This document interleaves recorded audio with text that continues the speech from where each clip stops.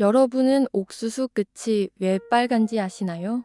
아주 오래전 깊은 산 아래 작은 마을에 어머니와 두 아이가 살고 있었습니다. 오빠와 여동생. 가난했지만 세 식구는 서로를 아끼며 조용히 살아가고 있었습니다. 어느 날 아침, 어머니는 아이들을 불러 앉히며 말했습니다. 얘들아, 엄마는 오늘 마을에 가서 일을 하고 올게.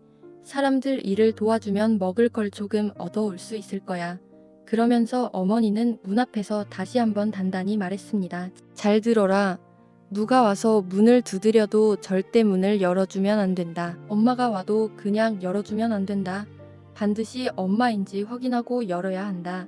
아이들은 고개를 끄덕였습니다. 네, 엄마.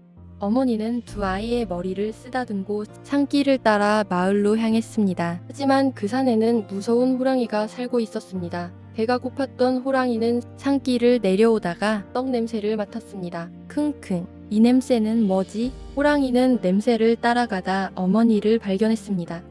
그리고 길을 막아 섰습니다. 어흥. 어머니는 깜짝 놀랐지만 애써 침착하게 말했습니다. 호랑이님, 왜 그러십니까? 호랑이는 입을 벌리며 말했습니다.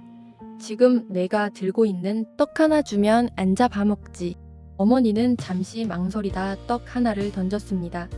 호랑이는 그것을 한 입에 삼켰습니다. 맛있군. 그러더니 다시 말했습니다.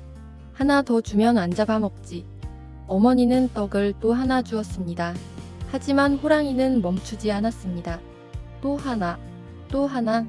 떡은 하나씩 사라졌습니다. 마지막 떡까지 주었을 때 어머니는 떨며 말했습니다. 이제 떡이 없습니다. 하지만 호랑이는 천천히 웃었습니다.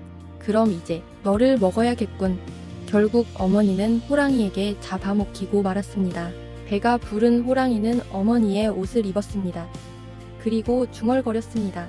이 집에 아이들이 있다지. 호랑이는 어머니 목소리를 흉내내며 아이들의 집으로 향했습니다. 집 앞에 도착한 호랑이는 문을 두드렸습니다. 똑똑. 얘들아, 엄마다. 문 좀 열어라.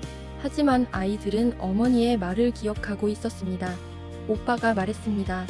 엄마라면 손을 보여주세요. 호랑이는 당황했습니다. 어머니의 손은 하얗고 부드러웠습니다.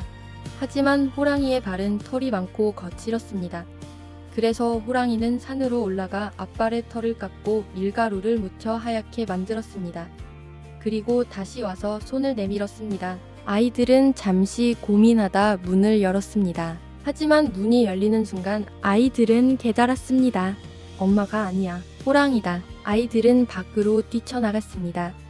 호랑이는 뒤에서 쫓아왔습니다. 아이들은 산 위 큰 나무로 올라갔습니다.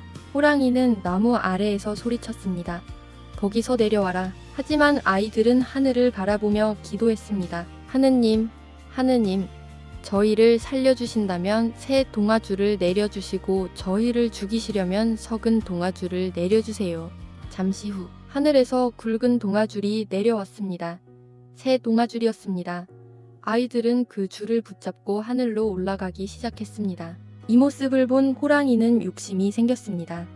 나도 올라가야겠다. 호랑이는 하늘을 향해 외쳤습니다. 하느님, 저를 살려주시려면 새 동아줄을 내려주시고 저를 죽이시려면 석은 동아줄을 내려주세요. 잠시 후 하늘에서 동아줄이 내려왔습니다.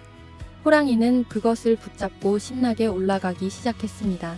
하지만 중간쯤 올라갔을 때 동아줄이 점점 약해지기 시작했습니다. 그 동아줄은 사실 석은 동아줄이었습니다. 툭, 동아줄이 끊어졌습니다. 와하, 호랑이는 그대로 떨어졌습니다. 쿵, 호랑이가 떨어진 곳은 옥수수 밭이었습니다. 호랑이는 그 자리에서 죽고 말았습니다. 그때 옥수수에 호랑이의 피가 묻었다고 합니다. 그래서 지금도 옥수수 끝은 붉은색을 띠게 되었다고 합니다. 한편 하늘로 올라간 오누이는 하느님을 만났습니다. 하느님은 말했습니다.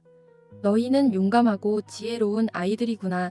그래서 오빠는 해, 여동생은 달이 되었습니다. 그때부터 해와 달은 하늘에서 세상을 비추며 사람들을 지켜보고 있다고 합니다. 그리고 지금도 옥수수 끝을 보면 그 오래된 이야기를 떠올리게 됩니다.